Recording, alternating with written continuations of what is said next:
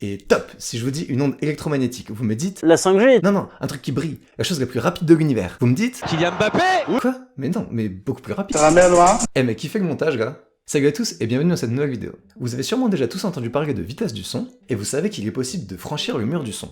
Vous savez peut-être aussi que la chose la plus rapide dans l'univers, c'est la lumière, et que rien ne peut dépasser la vitesse de la lumière.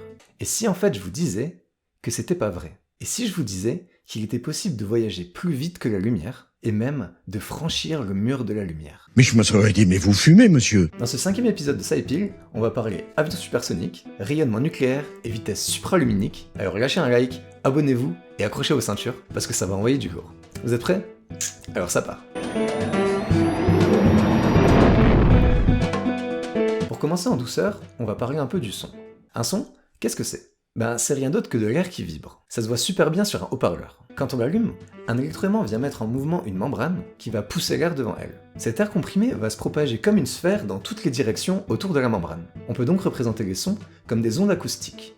Au niveau des crêtes, l'air est comprimé, et au niveau des creux, l'air est détendu. L'écartement entre les zones d'air comprimées et les zones d'air détendues, c'est ce qu'on appelle la longueur d'onde. Et le nombre de vibrations par seconde, c'est ce qu'on appelle la fréquence. En vrai, je parle de vibrations de l'air, mais le son peut se propager dans n'importe quel matériau. Genre l'eau, le verre, ou même la peau et les organes. D'ailleurs, c'est comme ça que les parents peuvent voir leur bébé sur une échographie. L'onde se propage quand les molécules comprimées viennent pousser les autres molécules. Donc plus les molécules sont serrées, plus le matériau est dense, et plus les ondes vont se propager vite et loin. Ce qui est important pour la suite, c'est qu'une onde se propage à une vitesse bien précise dans les différents matériaux. Et dans des conditions de température et de pression classiques, cette vitesse dans l'air est d'environ 340 mètres par seconde. C'est la vitesse du son. Ok, maintenant qu'on a expliqué ce que c'était un son, c'est quoi le mur du son? Imaginez qu'on mette un avion sur un tarmac et qu'on démarre ses réacteurs. Un réacteur d'avion, ça fait un sacré bordel. Le son peut atteindre les 110 décibels. En gros, sur une échelle du bruit de 1 à 10, c'est déjà genre j'ai les oreilles qui saignent sur 10. Les ondes acoustiques, produites par le réacteur, se propagent dans toutes les directions. Et on pourrait représenter les zones de haute pression par des cercles centrés autour de l'avion. Bon, maintenant imaginons que l'avion soit en vol à une vitesse subsonique, c'est-à-dire qu'il va à une vitesse moins élevée que la vitesse du son. L'avion avance, mais comme le son émis va plus vite que l'avion, les zones de pression s'éloignent toujours de l'avion dans toutes les directions. Ok, et qu'est-ce qui se passe si l'avion accélère et qu'il se rapproche de la vitesse du son? Les réacteurs émettent toujours des ondes acoustiques, mais comme l'avion va presque à la même vitesse qu'elle, elles ont du mal à s'éloigner. Et si l'avion accélère encore, il commence à rattraper les zones de pression. L'air n'arrive plus à se détendre, l'avion produit toujours plus d'ondes acoustiques qui s'accumulent devant lui et qui compriment l'air de plus en plus. Et ces nombreuses couches d'air comprimées qui apparaissent devant l'avion, devinez ce que c'est? Bah ouais, c'est le mur du son. L'expression mur du son a une origine historique qui remonte aux années 40. Pendant la Seconde Guerre mondiale, les avions commençaient à s'approcher de plus en plus de la vitesse du son, mais ils n'étaient pas encore assez adaptés à résister à cette forte augmentation de pression. Résultat, les avions devenaient instables et les pilotes galéraient de ouf à maîtriser les commandes quand ils s'approchaient de cette limite. En 1947, un prototype d'avion transsonique, et non c'est pas un avion non binaire, c'est juste un avion qui va à la vitesse du son, s'est carrément désintégré à l'approche du mur du son. D'où l'idée que cette vitesse était inatteignable, et l'expression mur du son. Par contre, le nuage que vous voyez ici, c'est pas le mur du son. Le mur du son, il est à l'arrière, et on le voit pas. Le nuage, c'est une zone de dépression à l'avant de l'onde de choc. Cette diminution de la pression, elle provoque une condensation de l'eau présente dans l'air, qui va créer un petit cône de nuage autour de l'avion. Ça arrive quand un avion supersonique franchit le mur du son, mais aussi à plus basse vitesse si l'air est très humide. Bon et maintenant il se passe quoi quand notre avion il passe en mode supersonique? Et bah les zones de surpression fusionnent toutes ensemble et créent une onde de choc. L'avion va traîner derrière lui cette onde de choc qui prend la forme d'un cône qu'on appelle le cône de Mach. Et si le pilote passe au-dessus de vous et que vous entrez dans ce cône, BAM! Vous allez entendre une énorme détonation, comme une explosion. Je crois que mes voisins ils vont pas être contents. C'est quelque chose qui a fait pas mal de bruit il y a quelques semaines, quand un avion de chasse a survolé Paris à vitesse supersonique. Les Parisiens qui ont entendu la détonation ont d'abord cru à une explosion dans la ville, tellement le bruit était puissant. En temps normal, les avions de chasse ne sont pas autorisés à passer le mur du son au-dessus du territoire, notamment à cause des nuisances sonores. Sauf que cette fois, le pilote était en mission d'assistance à un autre appareil qui avait perdu le contact radio. Et pour intervenir le plus vite possible, il a eu le droit de dépasser la vitesse de Mach 1. Un Mach, c'est un trafiquant d'êtres humains. Un Mach, c'est un ordinateur beaucoup trop cher pour ce que c'est. Un Mach, c'est une fois la vitesse du son. Ça fait environ un peu plus de 1000 km/h. La vitesse de pointe d'un avion Rafale, c'est Mach 1,8. Ça fait environ 1900 km/h. Autant dire qu'avec cette vitesse, il peut bien défoncer le mur du son. Et juste pour que vous ayez une idée de la vitesse d'une fusée, pour envoyer un satellite en orbite, il faut atteindre environ Mach 23. Maintenant, petit fun fact. Okay, I triggered. Vous avez entendu le claquement du fouet? Vous vous dites sûrement que c'est le bruit de la corde qui claque au sol. Bah non mon pote, c'est le bout du fouet qui passe le mur du son. Check un peu ça.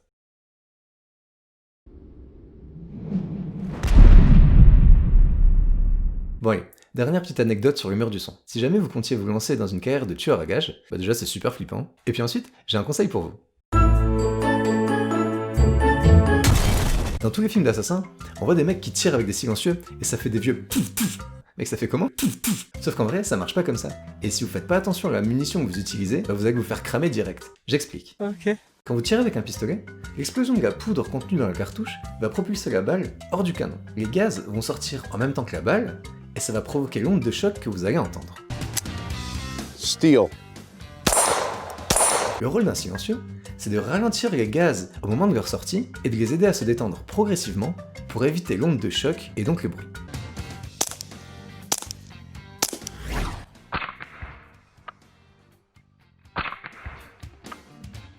Sauf qu'il y a un problème.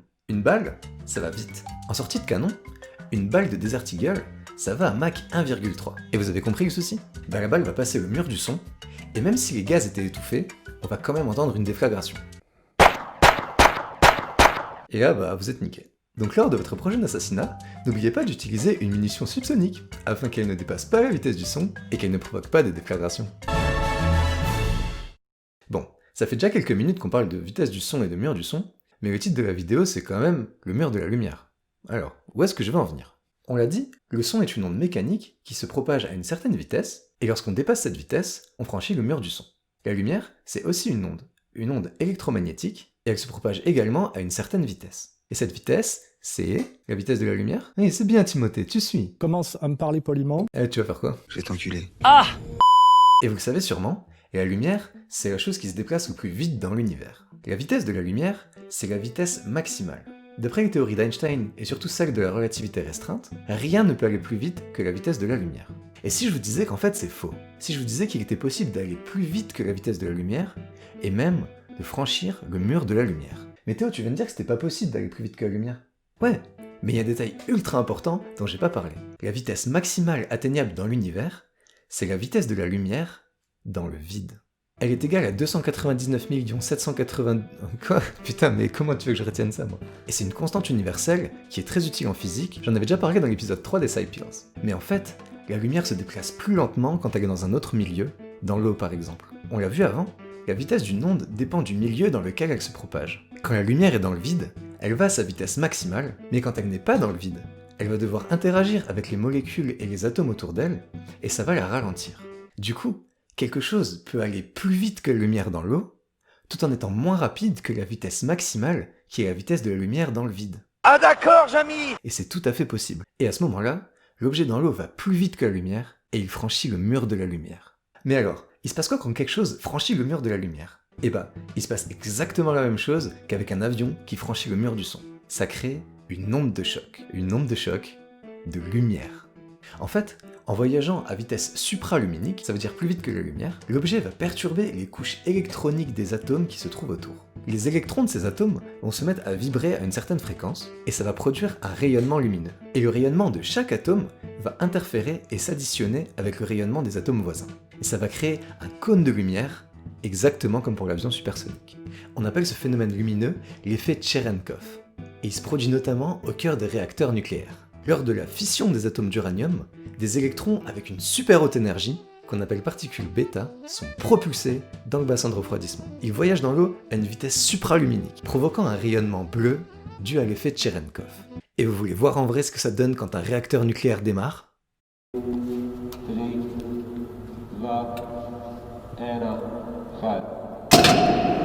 La lumière bleue que vous voyez, c'est des particules bêta qui traversent le mur de la lumière. C'est pas incroyable quand même? Ah bah ouais, c'est dingue! Allez, j'en remets un deuxième parce que vraiment je trouve ça trop stylé.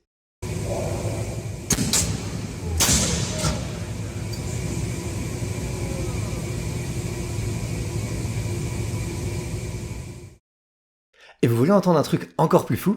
Edwin Aldrin, un astronaute américain, a été le premier à avoir reporté voir d'étranges flashs lumineux alors qu'il pilotait un module lunaire lors de la mission Apollo 11. Ça a vachement intrigué les scientifiques qui ont demandé aux astronautes de prêter attention à ce phénomène lors des missions suivantes. Et effectivement, plusieurs d'entre eux ont rapporté que lorsqu'ils étaient dans l'espace, ils apercevaient de temps à autre des flashs de lumière, et ça, même quand ils avaient les yeux fermés. Mais alors, d'où est-ce qu'ils viennent ces flashs lumineux? Dans votre œil, il y a la rétine au fond, c'est ça qui va détecter la lumière. Et partout ailleurs dans votre globe oculaire, il y a un liquide, ok? Et ben en fait c'est un truc de fou, mais dans l'espace, il y a des particules qui sont expulsées du soleil et qui forment ce qu'on appelle le vent solaire. Ces particules, elles voyagent dans l'espace à une vitesse proche de celle de la lumière, et elles traversent un peu n'importe quoi. Les combinaisons des astronautes, leurs casques, et surtout, le liquide qu'il y a dans leurs yeux. Et en fait ce qui se passe, c'est que les particules, elles vont franchir le mur de la lumière, mais dans leurs yeux. Ça va produire un effet Cherenkov, et ça va produire un flash à l'intérieur de l'œil, et c'est ça que les astronautes vont voir. En gros, il se produit le même phénomène que dans un putain de réacteur nucléaire, mais dans leurs yeux. Et voilà, c'est déjà la fin de ce 5e épisode de Sci-Piers, j'espère qu'il vous aura plu. Si c'est le cas les gars, alors abonnez-vous, lâchez un pouce bleu, et partagez la vidéo. Il y a que comme ça que peut-être un jour d'autres personnes que mes parents verront cette vidéo. En tout cas, même si c'est beaucoup de travail, moi ça me plaît vraiment de produire ce genre d'épisode. Et du coup, si ça vous plaît, n'hésitez pas à me lâcher un petit commentaire pour m'encourager, ça me ferait vraiment très plaisir. En attendant le prochain épisode dans un mois, je vous dis à la prochaine, prenez soin de vous, ciao.